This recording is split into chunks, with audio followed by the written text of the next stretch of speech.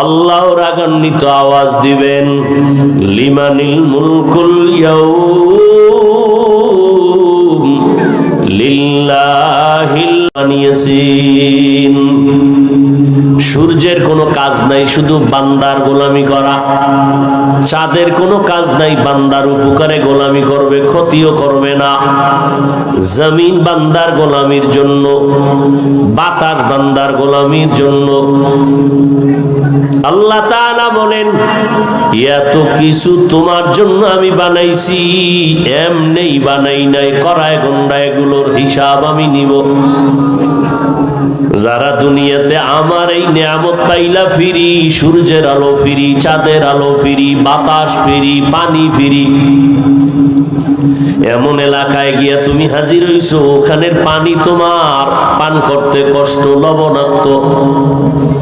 আল্লাহ তাআলা বলেন, গোটা দুনিয়ার মানুষের জন্য আমি এমন এক পিওর পানির আয়োজন করেছি, যেই পানিটা প্রচন্ড রৌদ্রের ভিতরও ঠান্ডা, যেই পানিটা কখনো লবণাক্ত হবে না, যেই পানিটা স্বাস্থ্যের জন্য বড় উপকারী। নারিকেল গাছের আগায় আমি রাখছি তোমার জন্য। নদীর মধ্যে কোটি কোটি ধরনের মাছ, বান্দা তোমার জন্য। ওই জঙ্গলের ভিতরে হাজারো প্রাণী, বান্দা তোমার জন্য। আমি আল্লাহ কি চাই? আমি আল্লাহ চাই এত নিয়ামত পাইয়া তুমি জবান দিয়া বলবা আলহামদুলিল্লাহ।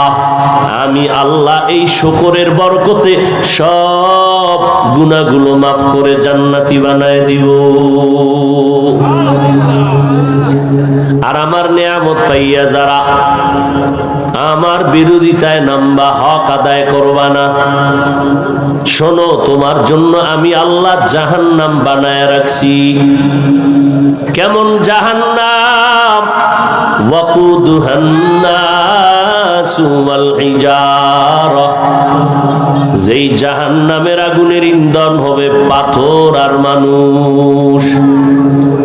দুনিয়ার আগুন জ্বালানোর জন্য নরম নরম জিনিস লাগে, তেল লাগে, কেরোসিন লাগে, খেরকুটা লাগে। আর জাহান্নামের আগুন এত ভয়ঙ্কর, এই জাহান্নামের আগুন প্রজ্বলিত করার জন্য আল্লাহ ব্যবহার করবেন প্রথমে শক্ত মানুষ আর পাথর। দুনিয়ার আগুন হাতে লাগলে হাত জ্বলে, পাও জ্বলে না, পায়ে লাগলে হাত জ্বলে, পা জ্বলে না। আল্লাহ তাআলা বলেন, জাহান্নামের আগুন এত ভয়ঙ্কর, আল্লাতী তাত্তালিউ আলাল আফইদা। জাহান্নামের আগুন শরীরের যে কোনো জায়গায় লাগা মাত্র কলিজা পর্যন্ত ভুনা হয়ে যাবে। এত ভয়ঙ্কর জাহান্নামের আগুন। দুনিয়ার আগুন মানুষের অধিকাংশ সময় উপকার করে, মাঝে মাঝে ক্ষতি করে, কিন্তু জাহান্নামের আগুন বান্দার কোনো উপকারে আসবে না। আম্মা জান আয়েশা রাদিয়াল্লাহু তাআলা আনহা একদিন দেখেন নবীজি হুজরায় বসে কান্না করেন। আম্মা জান আয়েশা বলেন, আমি নবীকে জিজ্ঞাসা করলাম, নবী কাঁদেন কেন? নবী বলেন, ও আয়েশা, হাসরের ময়দানে ভয়ঙ্কর হালাত হবে, সেই ভয় আমি কান্না করতেছি।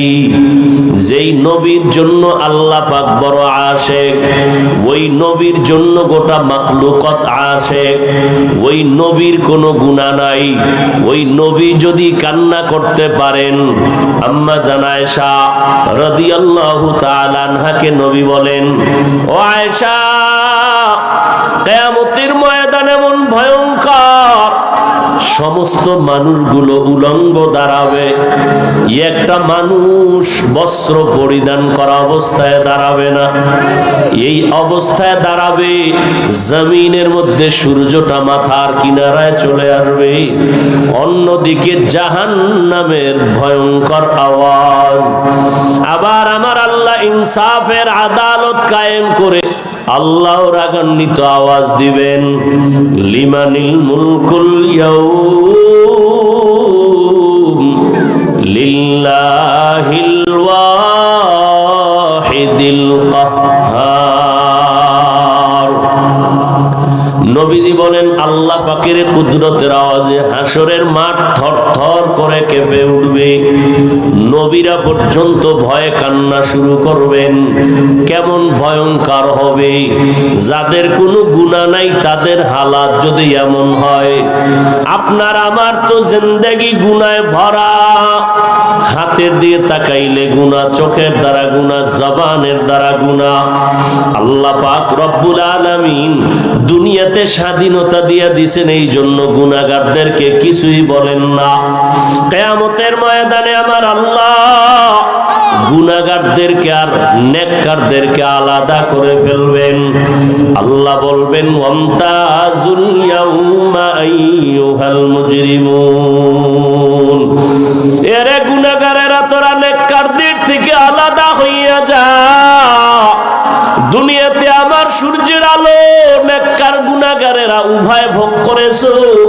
যারা আমার বিরোধিতা করছো তারাও আমার মোহাব্বতের বান্দাদের কাতারেই পানি পান করেছো, বাধা দেই নাই। আজকে ইনসাফের বিচার করব। বান্দা, আজকে তোমরা গুনাহগারদের ফলাফল আলাদা, নেককারদের ফলাফল আলাদা। গুনাহগারের আওয়াজ শুই না ভয় নেককারদের কাছে গিয়া থাকবে, বের হবে না, আলাদা হবে না। আল্লাহ তাআলা কুদরতের মোহাব্বত দিয়া বাছাই করা শুরু করবেন। ধানের চিটাগুলো যেমন বাতাসের সাথে উড়তে থাকে, গুনাহগারকে যখন আল্লাহ বাছনি দিবেন, নেককারদের থেকে গুনাহগার গুলো এভাবে চিটার মতো উড়তে থাকবে। উড়িয়া উড়িয়া উড়িয়া জাহান্নামের লাইনে গিয়া দাঁড়াবে। আল্লাহ বলবেন, এরে ফেরেশতারা, এই নাফরমান গুনাহগারকে ধর। দুনিয়াতে আমার নিয়ামত, আমার দেওয়া পানি, আমার দেওয়া বাতাস, আমার দেওয়া সূর্যের আলো, চাঁদের আলো সব ভোগ করার পরে এই বান্দা আমার হুকুম মতো চলে নাই। এই বান্দা আমি আল্লাহর বিরোধিতা করেছে, নবীর তরিকার বাইরে চলেছে। এখন আমি বাম হাতে এদের আমলনামা দিব, তবে সোজা হাতে আমলনামা দিব না। ওই বান্দার ওই জাহান্নামী গুনাহগার নাফরমানের বুকের মাঝে ছিদ্র করিয়া বাম হাতটা ঢুকাইয়া পিঠের থেকে বের করে দাও।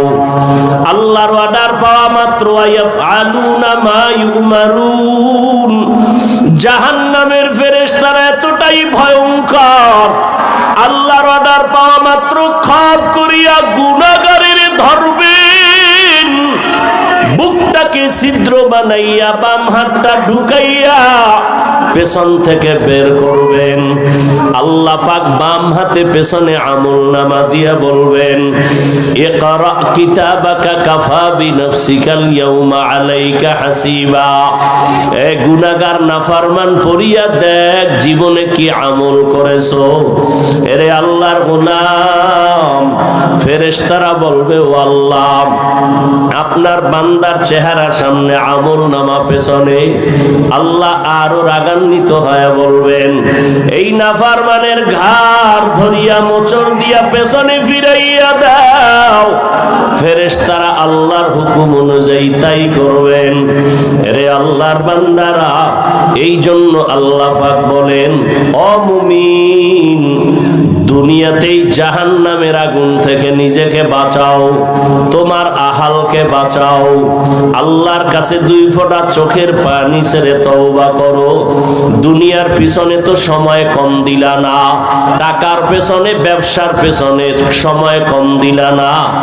এখন একটু সময় তুমি বেছে নাও, যেই সময়টা আখিরাতের লাইনে দিবা। ব্যবসা করো, আল্লাহর জন্যই করো। চাকরি করো বান্দা, আল্লাহর জন্যই করো।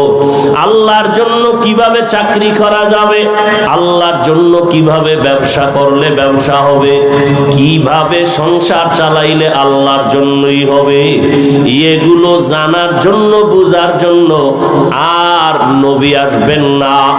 আবু বকর, ওমর, ওসমান, আলী রাদিয়াল্লাহু আনহুম আজমাইন সহ কেউ আসবেন না। কিয়ামত পর্যন্ত এই পরামর্শ আমাদের উম্মতকে যারা দিবেন তারা হলো উলামায়ে আহলে হক। এই জন্য